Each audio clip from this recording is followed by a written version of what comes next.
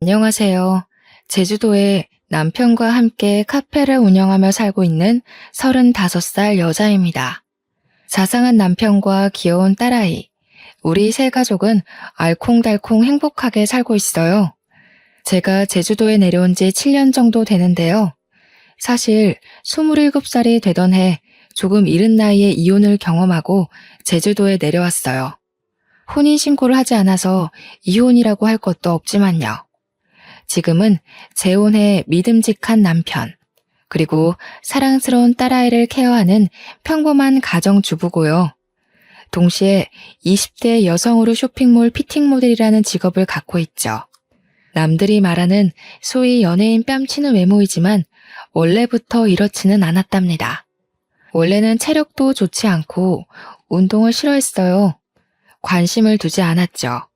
먹어대기만 하는 통에 제 몸은 99에서 100 사이즈를 입을 정도로 몸이 뚱뚱했죠. 이를 악물고 다이어트를 해 건강한 삶을 살게 된 계기가 있습니다.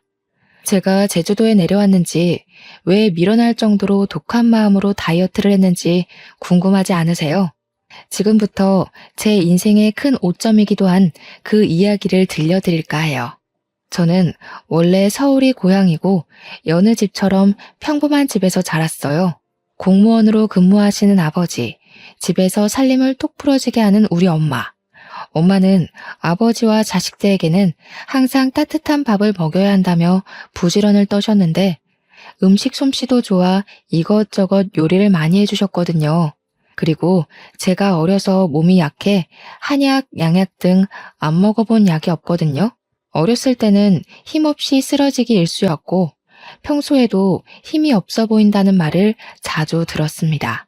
몸의 원기 회복을 도와주고 기력 보충을 해주는 한약을 어려서부터 먹었던 탓일까요?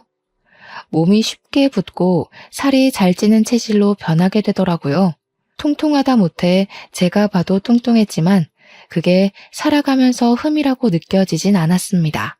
그렇다고 사람들의 시선을 아예 의식하지 않은 건 아니었어요. 저도 사람이니깐요. 그 일이 있은 후에는 생각이 바뀌게 되었죠. 시간이 흐르고 대학을 졸업하고 사회생활 목전을 앞둔 어느 날이었어요.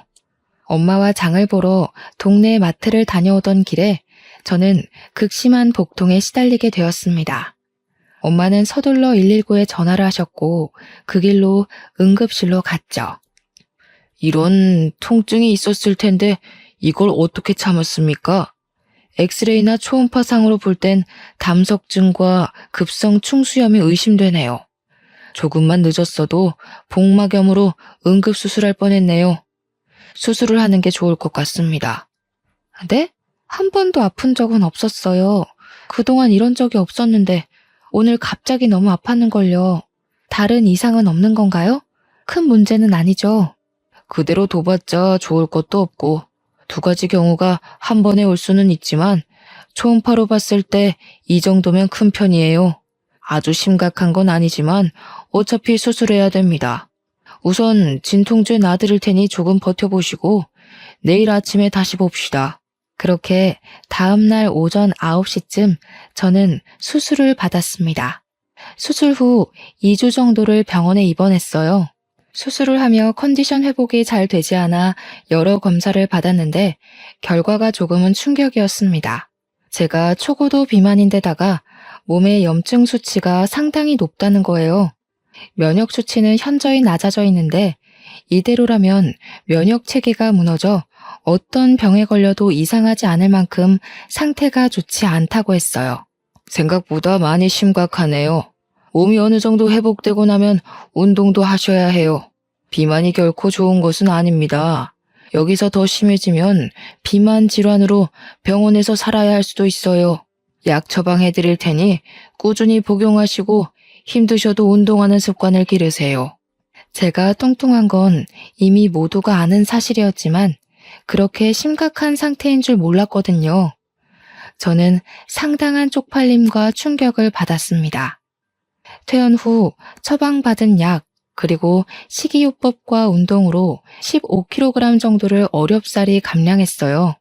정말 운동을 싫어했지만 죽지는 말아야지 하는 생각에 이악 물고 버텼거든요. 날씬까지는 아니지만 남들이 말하는 통통한 몸을 갖게 됐죠. 그렇게 조금씩 건강관리를 하며 회사에 취직도 했습니다. 사회생활을 하다 보니 정말 예쁘고 몸매가 좋은 여자들이 많았어요. 딱 붙는 옷, 직장을 다니며 누구나 한 번쯤은 꿈꿔본 정장핏, 모델 같은 사람들, 44에서 55 사이즈의 적당한 굴곡을 가진 몸매는 저에겐 그림의 떡이었습니다. 매번 옷을 살 때면 빅 사이즈로 사야 해서 여러 사이트를 찾아보고 겨우 몸에 맞는 옷을 구매할 수 있었죠. 점점 자존감을 잃어갈 때쯤 운동을 취미로 삼아보자 생각해 회사 내 등산 동아리에 가입했어요. 격한 운동을 싫어하고 약간의 두려움이 있었거든요. 하지만 등산은 조용히 잘할 수 있을 것 같았어요. 회사 일로 지친 몸을 상쾌한 공기를 마시며 힐링할 수 있기도 하고 운동도 하고요. 등산 동아리에 가입한 이후에도 저만 덩치가 커 보이는 것 같은 느낌을 받았습니다. 딱 붙는 옷, 색색의 예쁜 등산복을 입지 못한다는 사실에 우울감만 더 커져가고 있었거든요. 등산을 하다가 맨 뒤에서 처져도 동아리 회원들이 잘 챙겨주었는데 점점 지쳤는지 관심받게 날 무렵 마케팅팀의 한 직원이 저를 위로해 주더라고요. 그게 바로 전 남편이었습니다. 저에게 물을 건네며 힘들지 않냐며 같이 올라가지 않겠냐고 손도 잡아주고요. 그것을 계기로 연락처를 주고받아 점심시간에 같이 식사도 하고 커피도 마시며 가까워졌어요. 제가 평소에 건강관리를 하고 있는데 운동이 너무 어렵다며 고민을 이야기했죠. 그때 고맙게도 전 남편은 용기를 북돋아주고 싶다며 운동을 해보고 싶으면 적극적으로 도와주겠다고 했어요. 그렇게 퇴근 후 같이 헬스장을 끊어 한두 시간씩 같이 운동도 했고요. 더욱 사이는 가까워졌고 저희는 연인 사이로 발전하게 됐죠. 남편은 키도 훤칠하고 수려하게 생긴 외모에 정장이 잘 어울린다는 말 그대로 엄친아 스타일이었습니다. 회사에서도 여직원들이 수도 없이 대시를 할 정도로 인기 있는 남자였거든요. 저와 사귀고 나서도 저의 못생긴 외모나 저희를 쳐다보는 주변의 시선 따위는 의식하지 않았고요. 우습지만 회사에서 비밀 연애가 들통나 생긴 별명은 야수와 미남 커플이었어요. 저는 저만을 위해주는 남편의 다정다감하고 따뜻한 마음이 좋았어요. 어쩌면 제가 바랬던 것일지도 모르지만요. 위로가 많이 됐던 것 같아요. 그렇게 1년 정도의 연애 기간 후 저희는 결혼을 하게 됐습니다. 시아버지는 몇 년 전에 돌아가셔서 시어머니 혼자 살고 계셨는데 저를 탐탁지 않아 하셨어요. 정확히는 제 외모가 마음에 들지 않으셨던 거죠. 너 그 몸으로 아이나 제대로 낳을 수 있겠니? 다이어트를 좀 해야 되지 않겠어? 그래야 나중에 조금이라도 도움이 되지 않겠냐고. 엄마, 면전에 대고 그게 무슨 말이에요. 뚱뚱하면 애도 못 가져? 열심히 운동하고 우리끼리 알아서 할 테니 신경 끄세요. 그렇게 말하는 것도 스트레스야. 스트레스 받으면 더 힘들잖아. 그러니 그만해요. 남편이 그런 게 뭐가 중요하냐며 우리끼리 알아서 하겠다고 중간에서 채비를 해주었어요. 서로 난감한 상황이었지만 남편 덕분에 무사히 모면할 수 있었죠. 결혼식을 올린 뒤 회사 근처 오피스텔에 살았는데요. 어느 정도 돈을 모아 대출을 껴 작은 평수의 아파트를 마련하게 됐습니다. 제 친구들과 남편의 직장 동료들을 불러 집들이를 하기로 했죠. 맛있는 음식을 먹으며 분위기가 무르익다 보니 술이 모자랐어요. 저는 잠시 집 앞 마트에 다녀온다고 하고 옷가지를 챙겨 나갔죠. 지갑을 두고 와 다시 집으로 올라갔는데 현관 앞에서 그대로 멈출 수밖에 없었어요. 술이 조금 들어간 상태고 늦은 시간이어서 제 친구들은 먼저 집으로 갔고요. 남아있는 남편 친구들이 대화를 하는데 화가 나기보다는 비참한 기분이 들었거든요. 야, 도영아, 이제 좀 솔직해져 봐. 재수 씨도 없고 우리끼리 있는데 너 마음에도 없는 결혼하고 지금 이 생활 만족하냐? 솔직히 재수씨 착한 거 빼면 볼 거 없잖아. 뭘 보고 결혼했어? 맞아. 너 지은이한테 거하게 차이고 나서 복수하고 싶어서 결혼한 거 모를 줄 알아? 그리고 솔직히 지금 애도 없는데 마음도 없으면 온전하겠냐고. 요즘에 이혼이 흠도 아니고 할 수 있을 때 하는 게 좋다고 본다 나는. 야, 너희들은 무슨 말을 그렇게 하냐? 그래도 미정이 심성이 착하고 고운 애야. 외모가 뭐가 중요해? 잘 살면 그만인데. 그리고 여기서 지은이 얘기가 왜 나오냐? 조심 좀 해. 말 나온 김에 조금 더 솔직해져 봐. 너 솔직히 지은이 아직도 못 잊고 있잖아. 아직도 연락하고 지내는 거 다 알아. 준규가 그러더라 임마. 결혼한 놈이 전 여자친구한테 미련 남아서 연락하는데 보기 좀 그렇다고. 그래, 그건 애들 말이 맞아. 결혼한 놈이 다른 여자랑 연락하는 게 말이 돼? 더군다나 그 여자가 전 여친이면 더더욱 안 되지. 너 재수 씨한테 미안해서라도 그러면 안 되는 거야. 정리를 하긴 해야지. 지은이를 정리하던 재수 씨를 정리하던 그건 너의 몫이니까. 저는 남편과 친구들이 하는 이야기를 듣고 당장이라도 소리를 치고 싶었습니다. 하지만 제 꼴이 우스워 보일까 눈물이 나오려던 걸 꾹 참았죠. 아무런 내색도 하지 않으며 지갑을 두고 왔다며 황급히 자리를 빠져나왔죠.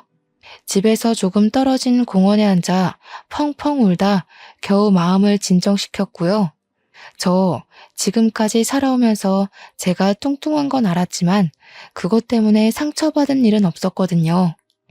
하지만 이번에는 정말 비참하고 제 자신이 초라하게 느껴지더라고요. 아무렇지 않은 척하느라 힘들었지만 어쨌든 술을 사들고 다시 집으로 들어갔답니다. 며칠 뒤 집들이가 끝나고 아직도 전 여자친구를 못 잊고 있나 하는 생각에 저는 하루라도 편히 잠을 잔 날이 없었어요. 이 사람이 결혼을 정말 후회하고 있나 하는 생각에 걱정도 되고 불안했거든요. 꿈을 꾸면서도 전 여자친구를 생각하는 것 아닌가 싶었고 이대로는 안 되겠다 싶었어요. 그래서 저는 남편이 잠든 틈을 타 휴대폰을 확인하게 되었죠.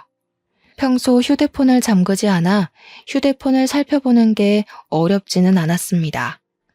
전화 기록과 메시지를 살펴보는데 전 여자친구와 주고받은 연락이 그대로 있는 게 아니겠어요?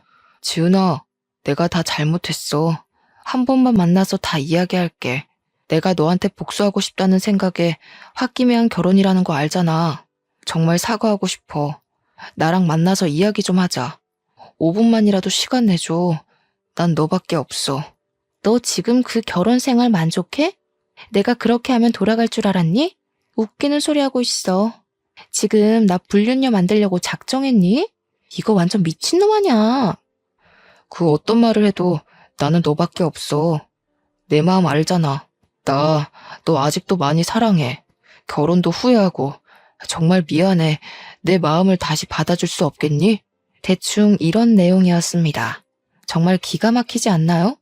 외간 여자가 가정이 있는 남자와 저런 내용의 연락을 주고받았다는 것도 웃기지만 더 웃긴 건 남편이 저런 말을 듣고도 아무런 대꾸를 하지 않았다는 거예요. 저는 주고받은 대화 내용을 모조리 캡처해 제 휴대폰으로 전송했어요. 조금이라도 증거를 모아두어야 했죠. 이혼하고 싶은 생각은 없었지만 그게 최선이라 생각했어요. 물론 남편의 휴대폰에서는 저에게 보낸 흔적을 지웠고요. 혹시나 해서 사진첩도 봤는데 아니나 다를까 그 여자와의 흔적이 남아 있었습니다. 심지어 그 여자의 번호는 내 짝꿍 하트로 저장되어 있는 게 아니겠어요? 저는 휴대폰을 보면 볼수록 남편에 대한 실망감이 커져갔지만 우선 아무렇지 않은 척하기로 했어요. 정말 피가 거꾸로 솟는 느낌이었습니다. 온몸에 힘이 빠졌어요. 그날 휴대폰을 통해 알아낸 그 여자 번호로 연락을 했습니다. 만나서 이야기 좀 하자고. 다음날 연차를 내고 그 여자를 만나러 집 근처 카페로 향했죠. 카페에 먼저 도착해 언제쯤 오나 생각하던 찰나에 누군가 들어오는 소리에 시선을 돌렸습니다. 그 여자가 제 앞으로 당당하게 걸어오더니 다리를 꼬며 앉았어요. 안녕하세요. 생각보다 더 평범해서 놀랬네요. 이렇게 갑자기 만나자고 하는 걸 보니 우리 만나는 거 도영이는 알아요? 아, 그 전에 빈 껍데기 남편이랑 사는 거 만족해요? 네? 빈 껍데기요? 말 함부로 하지 말아요. 과거가 어찌됐든 지금은 법적인 내 남편이에요. 무슨 권리로 그런 말을 하는 거예요? 의외로 성깔 있으시네. 도영이 눈이 이렇게 낮은 줄 몰랐네요. 당신을 사랑한다는 그 말 진짜인 것 같아요? 아직도 나를 못 잊어 안달인데 평생 같이 살 수 있어요? 과거는 중요하지 않아요. 지금이 중요하지.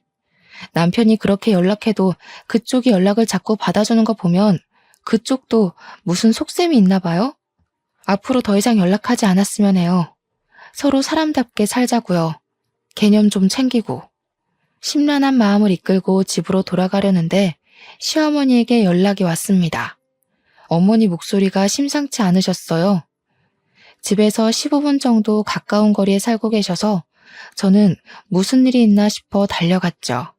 초인종을 누르자 금방 문을 열어주셨는데 표정이 너무 떨떠름해 보이셨어요. 예, 너 연차 써서 집에 있다길래 얘기 좀 하려고 불렀다. 너네 결혼한 지 벌써 몇 년째니? 왜 아직도 아이 소식이 없어? 남편이랑 시댁에 잘하면 뭐하니? 정작 중요한 며느리 도리를 하지 못하고 있는데. 너네 부부 맞니? 어머니, 죄송하게 생각해요. 저희도 노력하고 있어요. 그러니 조금만 기다려주시면 안 될까요? 저희 이제 자리 잡고 조금만 노력하면 되니까요. 그놈의 노력. 그러게. 내가 결혼 전부터 다이어트 하라고 하지 않았니? 내가 남자여도 너 보기 싫을 것 같다, 얘. 누가 그런 몸뚱이를 좋아한다니? 그렇게 다이어트를 하라고 말을 했는데 듣지를 않으니 원. 미련 곰탱이도 아니고 정말. 어머니, 그래도 말씀을 너무 그렇게 하지 않으셨으면 좋겠어요. 저도 노력하고 있고요. 아이는 하늘이 점지해 주시는 거라는데 조급해봤자 좋을 게 없다고 생각해요. 사실 저희도 그렇게 급하게 생각하고 있지 않고요. 저 그만 돌아가 보겠습니다. 쉬세요. 어머, 얘 말하는 꼬락서니 좀 봐라. 네가 드디어 미쳤구나. 너 내가 이런 말 했다고 기분 나빠? 그러게, 내가 진작에 하란 대로 했으면 이런 일도 없잖니. 지나가는 사람들 붙잡고 물어봐라. 너의 그 뚱뚱한 몸을 누가 좋아하는지. 안 그래도 심란했는데요. 시어머니의 말을 듣고 제대로 빈정이 상해버렸어요. 남편에 대한 배신감과 그 여자에 대한 분노, 그리고 시어머니에 대한 원망으로 가득 찼고 저는 그날로 운동을 하기로 마음먹었습니다. 저도 직장을 다니는 터라 주간에는 근무를 해야 했어요. 그래서 새벽에 2시간 정도 일찍 일어나 스트레칭과 조깅을 했습니다. 퇴근 후에는 남편과 다니던 헬스장에 1:1 PT 이용권을 끊어 운동을 했고요. 남편은 제가 운동을 한다니 적극적으로 도와준다더군요. 거절할 이유가 없던 저는 건강관리를 한다는 명목하에 다이어트 한약과 온갖 영양제를 몸에 쏟아붓기 시작했어요. 그리고 약간의 성형을 했고 철저한 식단 관리와 운동을 병행했죠. 악착같이 노력한 결과 1년 정도의 기간 동안 30kg 감량이라는 쾌거를 이룰 수 있었습니다. 소위 말하는 연예인 뺨치는 외모와 몸매를 갖게 됐죠. 처음에는 저를 바라보는 시선이 부러웠지만 점점 자신감을 되찾으며 당당해지기 시작했어요. 지금까지 도와준 남편이 고마웠지만 시어머니의 모욕적인 말과 제가 당했던 굴욕들, 그것을 생각하면 화가 치밀어 올랐어요. 용서도 안 됐고요. 저는 이미 남편을 미워하고 있었고 받은 수모만큼 대갚음 해줘야겠다는 생각만 했습니다. 여전히 남편은 전 여자친구와 연락을 주고받고 있었거든요. 동창 모임이 있다며 나갔다 오면 꼭 외박을 했는데 안 봐도 비디오지 않나요? 이미 저로서는 남편에 대한 신뢰가 땅에 떨어질 대로 떨어진 뒤였죠. 아이를 가져야 한다는 명목으로 회사를 그만두고 살림에 전념하라던 시어머니의 말대로 저는 회사를 그만두고 자기 관리에 전념하기로 했어요. 물론 아이를 가질 마음은 절대 없었지만요. 말을 고분고분 듣는 며느리 코스프레를 하느라 여간 고생한 게 아니었습니다. 회사 일을 그만두니 적적하긴 했습니다. 그러던 저에게 어느 날 새로운 제안이 왔어요.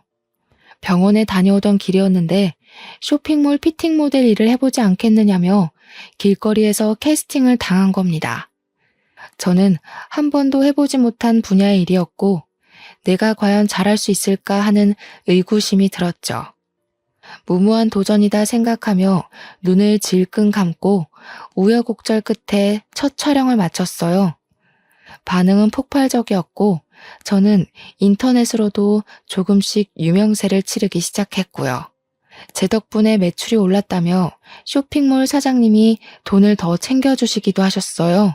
얼굴이 이뻐진 탓에 사장님이 화장품 모델로 한번 해보라길래 딱 한 번 온라인 화장품 모델을 나갔거든요.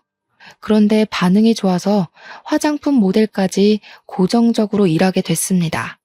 처음에는 그저 이 상황이 얼떨떨하기만 했어요. 길을 지나가면 알아보는 사람도 생기고 자신감이 하늘로 솟구치고 있었죠.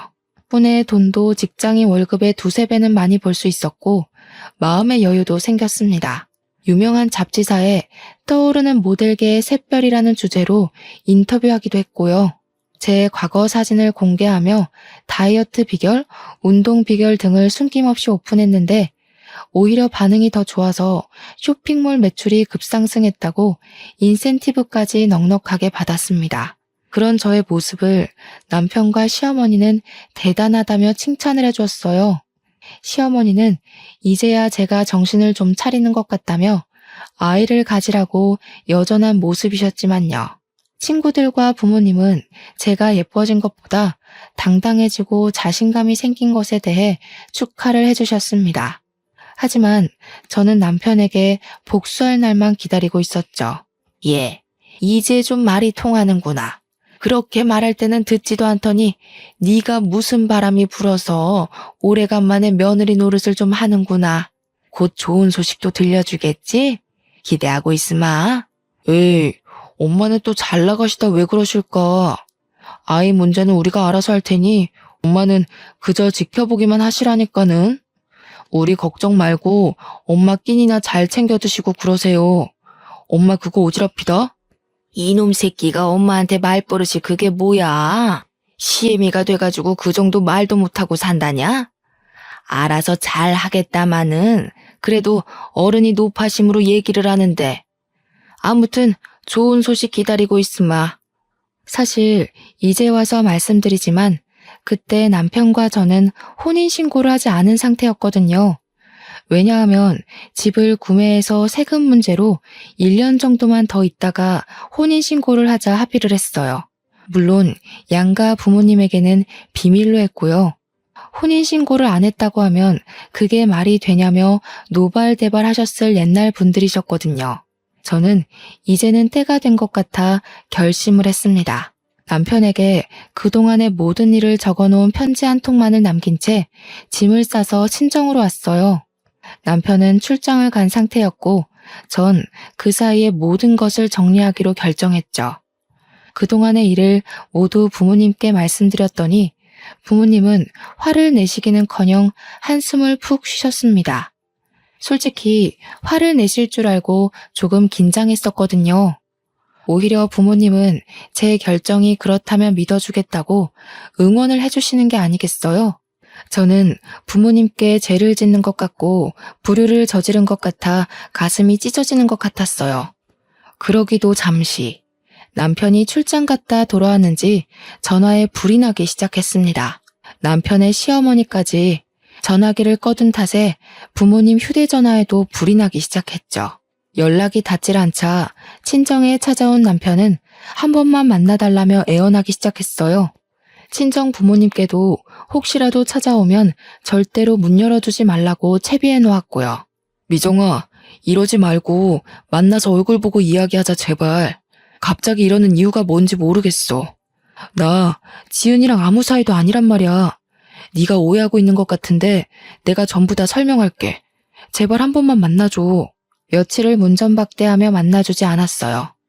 지치는 법도 모르는지 하루도 안 빼놓고 친정집에 오길래 이 짓도 못할 짓이다 싶고 부모님이 괜히 피해보시는 것 같아 집 앞 호프집에서 만나자고 했죠. 맨정신에는 제대로 상대할 수 없을 것 같아 단숨에 맥주 한 잔을 들이켰죠. 아니나 다를까 저를 본 남편은 불쌍한 척을 하며 되지도 않는 변명을 늘어놓더군요. 가만히 듣자 하니 정말 가증스럽고 역겨웠어요. 미정아, 너도 알잖아. 내가 널 얼마나 사랑하는지. 전 여자친구 때문에 널 만나서 결혼한 게 아니야.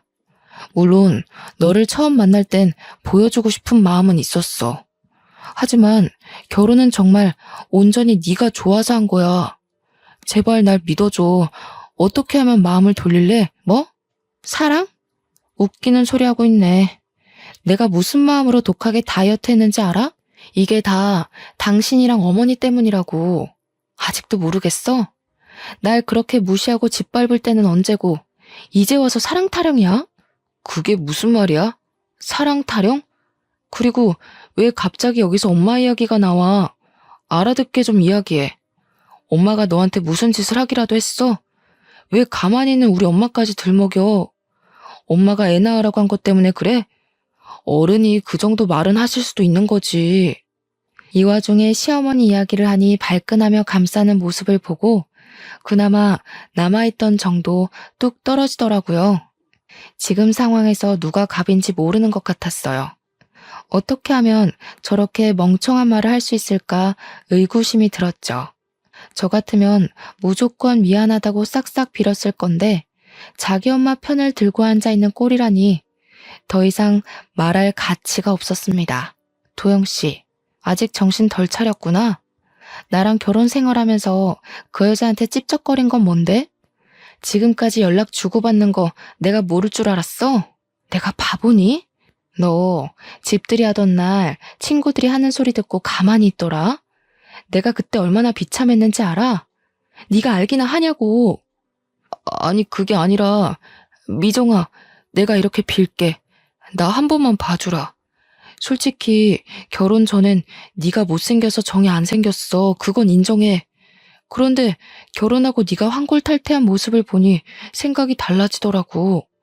이건 어쩔 수 없는 남자의 본능이야. 그러니 이해해 줄 수 없겠어? 본능? 본능 같은 소리 하고 있네. 당신 미쳤구나 진짜? 내가 그 여자 대용이었어? 내가 재활용품이니?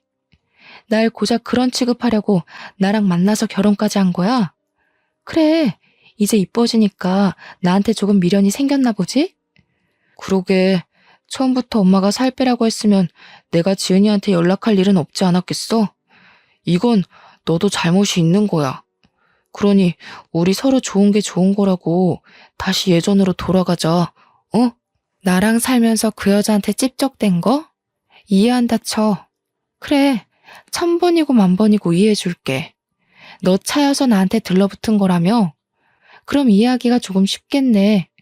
어차피 아무 사이도 아니니 나한테 거하게 차였다고 생각해. 다른 여자 구해서 그 여자한테 정이라도 붙여보던가. 정말 얼토당토 않는 말이지 않나요? 어쩜 그렇게 아무렇지 않게 뻔뻔한 말을 내뱉을 수가 있는지 의문이었습니다.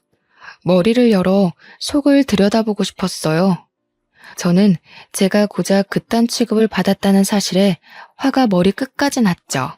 제 앞에 있던 맥주잔을 들어서 남편 얼굴에 확 부어버리고 소리치고 나왔어요.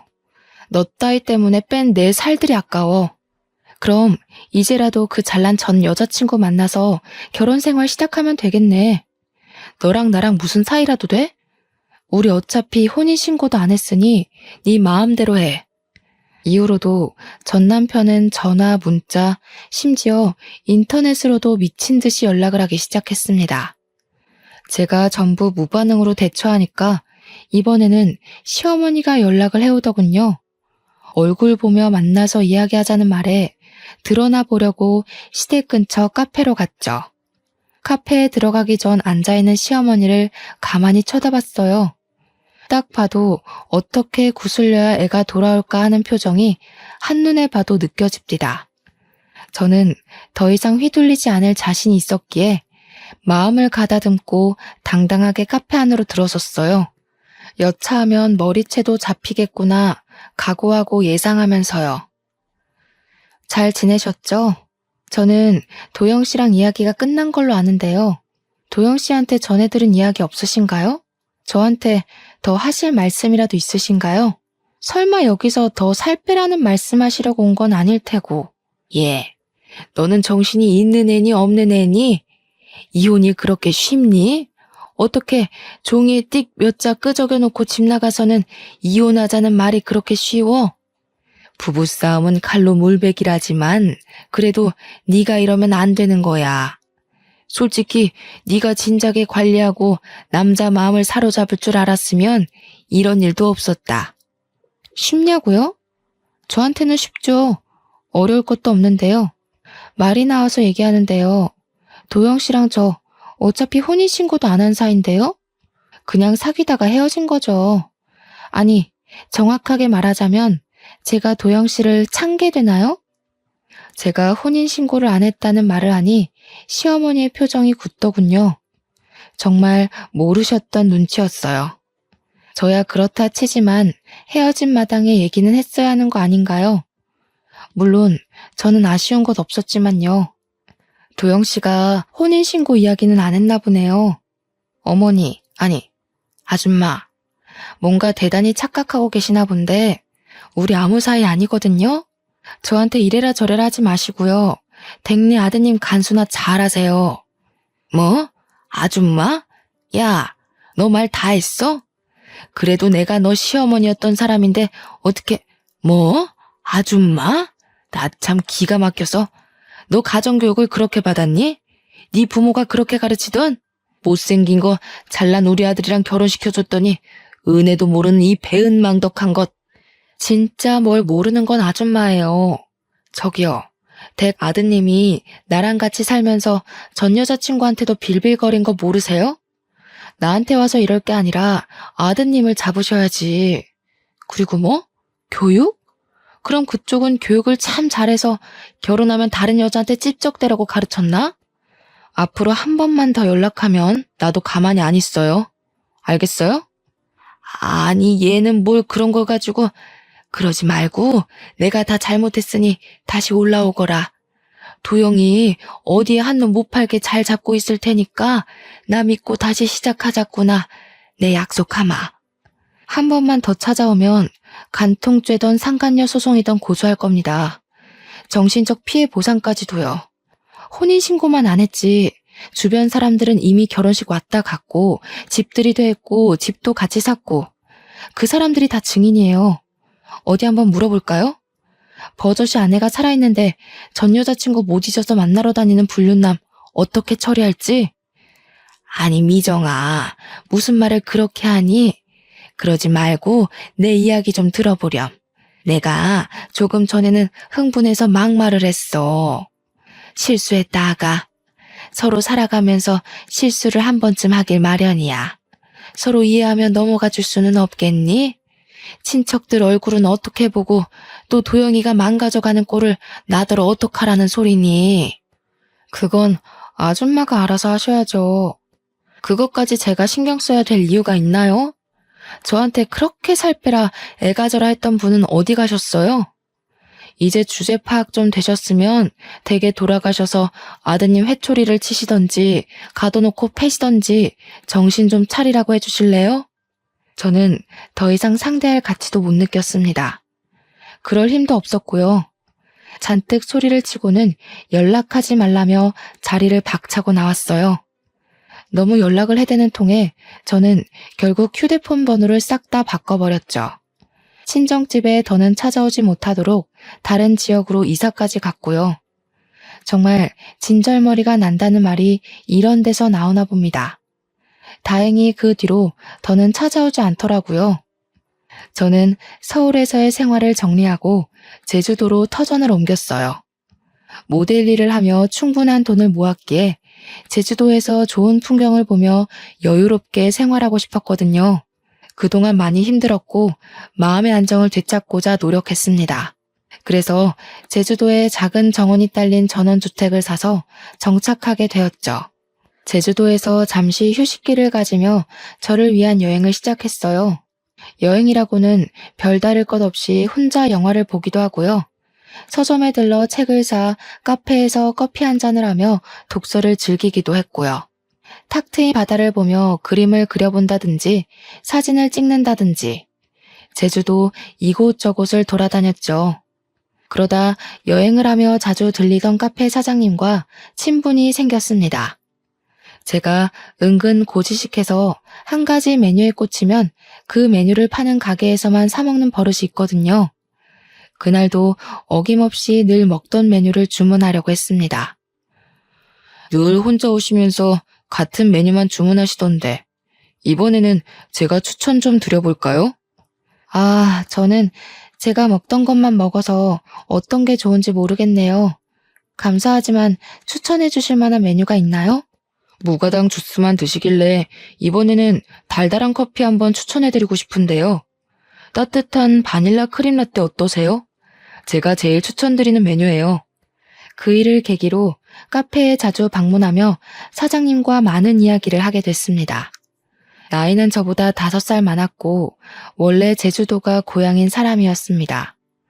대화를 하다 보니 이야기를 경청해 주시는 모습이 마음이 참 따뜻한 사람인 걸 느꼈어요. 저에게 제주 생활을 하며 불편한 것이 있으면 얼마든지 터놓고 이야기하라고 해주셨고 실제로도 많이 챙겨주셨죠. 카페에 자주 방문하며 사장님과 많은 이야기를 나누게 되었는데요. 알고 보니 사장님은 저와 비슷한 아픔을 가지고 있더라고요. 그래서 그런지 저에게는 사장님이 더욱 공감과 위로가 되는 존재로 다가왔습니다. 저는 제주도에서 생활하며 여전히 모델 일을 꾸준히 하고 있었는데요. 어느 날 한 해외 잡지사에서 저를 인터뷰하고 싶다며 제의가 들어온 게 아니겠어요? 남들도 다 알만한 유명한 대형 잡지사라 저는 잔뜩 긴장한 채 인터뷰에 응했고요. 원래부터 모델 일을 했던 게 아니고 전문적으로 배워본 적도 없는 터라 많이 긴장했죠. 그런 저를 가족들과 카페 사장님은 응원을 해주셨어요. 그 잡지사에서는 제가 모델 일을 하게 된 이유에 대해 인터뷰를 했습니다. 지난번과 같이 제 과거 사진과 함께 있는 그대로를 보여드렸어요. 처음부터 원해서 갖게 된 직업은 아니지만 지금의 저를 있게 한 건 과거라고 하면서요. 결국 그 인터뷰가 계기가 되어 저는 이탈리아에서 열리는 패션쇼에 초대받게 됐습니다. 명품 브랜드는 아니지만 의류 화보도 찍게 되었고요. 제주도와 서울, 외국으로 가며 정말 바쁘게 2년 정도를 보냈죠. 힘이 들고 지칠 땐 언제나 뒤에 카페 사장님이 계셨습니다. 그렇게 저희는 마음이 통해 연인 사이로 발전하게 됐고요. 그런데 뜬금없이 잊고 지냈던 사람이 저를 찾아왔습니다. 저의 소식을 접한 전 남편은 콩고물이라도 주워 먹고 싶었는지 제주도로 저를 찾아왔습니다. 바뀐 번호를 어떻게 알았는지 전 시어머니의 연락도 오고요. 여긴 웬일이야? 무슨 염치로 당신 여기로 오는 거야? 정말 나를 생각한다면 더 이상 찾아오지 말아야지. 내가 유명해지니까 탐이 나디? 미안하지만 더 이상 당신과 엮이고 싶지 않으니 그만 가줘. 나도 이렇게까지 하는 거 정말 싫어. 하지만 어쩌겠어. 이미 내 마음은 너한테 있는걸. 그러지 말고 우리 다시 잘해보자. 어머니도 그걸 바라시고. 같이 서울로 가서 예전처럼 행복하게 잘 살자, 미정아. 결국 아쉬워서 온 거겠지. 내가 예뻐지고 돈 많이 벌고 유명해지니까 그제야 며느리 취급하고 싶으시다던? 너는 또 뭔데? 난 더 이상 너희들 상대할 가치를 못 느끼겠으니까 험한 꼴 당하고 싶지 않으면 당장 꺼져. 뭐? 험한 꼴? 너희들? 너 정말 이렇게 나올래? 너 그 카페 사장이랑 무슨 사이야? 너 나 몰래 남자도 만났어? 이거 안 되겠네. 오냐오냐 해줬더니 아주 끝까지 기어오르네. 너야말로 험한 꼴 당하고 싶어? 좋은 말 할 때 순순히 내 말대로 해. 정말이지 등산 동아리에서 처음 만났던 그 다정다감했던 남편이 맞는지 의심스러웠어요. 정말 한순간에 눈빛이 변하는데 사람이 어떻게 저렇게 변할 수 있나 싶었다니까요. 하지만 저는 더 이상 겁이 나지 않았습니다. 꿀릴 게 없었거든요. 열차 끝난 뒤에 태워달라 하소연하면 무슨 소용이냐고요. 저는 마음을 다잡고 다시 한번 이야기했습니다. 다시 한번 말하지만 이미 우리는 끝난 사이야. 집착하지 말고 돌아가 줬으면 해. 좋게 말할 때 각자 갈 길 가자. 이제 와서 왜 이러는 거야? 남편이 자기 마누라 덕 좀 보겠다는데 그게 그렇게 안 될 일이야? 너도 아마추어같이 왜 이래? 괜히 버티지 말고 당장 나랑 서울 가자. 이리 와. 왜 이래 도대체? 우리 이미 끝난 사이라고 몇 번을 말해?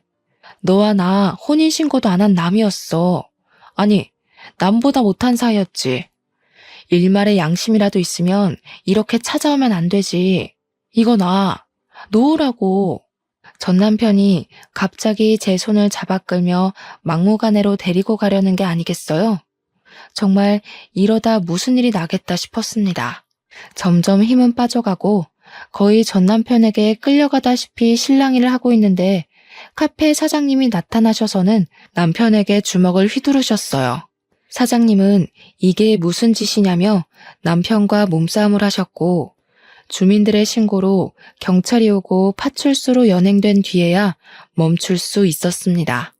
전 남편은 파출소에서 사장님에게 콩밥 좀 먹어보라며 절대 합의는 없다고 큰 소리를 쳐댔고요.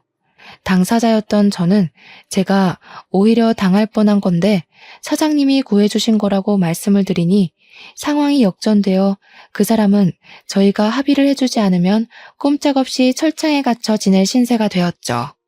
다시는 찾아오지 않고 연락하지 않는다는 조건으로 합의를 해주었고 사장님과 저는 터덜터덜 집으로 왔습니다.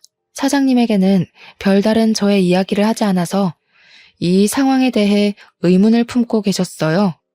저는 미리 말하지 못해 미안하다며 그동안의 이야기를 전부 해드렸죠. 미정씨, 그걸 왜 이제야 말하는 거야? 내가 그렇게 못 믿어왔어? 내가 마침 그 앞을 지나가지 않았으면 미정씨 정말 큰일 날 뻔했다고. 왜 이렇게 사람을 불안하게 하는 거야? 왜 이렇게 사람을 걱정시키냐고. 죄송해요, 사장님. 말할 분위기도 아니었고 그렇게 좋게 끝난 일은 아니라서 선뜻 말하기도 죄송했어요. 제 과거를 다시 생각하기도 싫었고요. 제가 과거를 이야기하면 사장님도 저를 안 좋게 생각하실까 봐. 미정씨 참 미련하다. 이렇게까지 말하는데 모르겠어? 이제 알 때도 되지 않았나? 나 미정씨 많이 좋아해. 난 앞으로 미정씨가 내 눈앞에서 이런 위험한 일 겪는 거 못 참겠어. 이 상황에서 할 말은 아니지만 앞으로 남은 인생 나와 함께 걸어가 보지 않겠어? 사장님, 저를 그렇게 생각하고 계실 줄은 몰랐어요. 저는 아직도 제가 보잘것없다고 생각했는데 좋게 생각해 주셔서 감사해요. 든든한 제 편이 생겨서 기분이 좋네요. 앞으로도 잘해봐요. 그렇게 사장님과 저는 부부의 연을 이어가기로 했습니다. 가족들과 모여 식사를 하고 사진을 찍는 것으로 결혼식을 대체했고요. 지금까지 제주도에 정착하며 행복한 삶을 살고 있답니다. 작년에는 딸아이도 태어나 지금은 2살이 되었고요. 여전히 모델 일을 하고 있고 육아와 병행하려니 여간 힘든 게 아니지만 정말 행복하고 즐겁게 일하고 있답니다. 전 직장 동료의 말을 들어보면 전 남편은 이리저리 선을 보러 다니기 바쁘다더군요.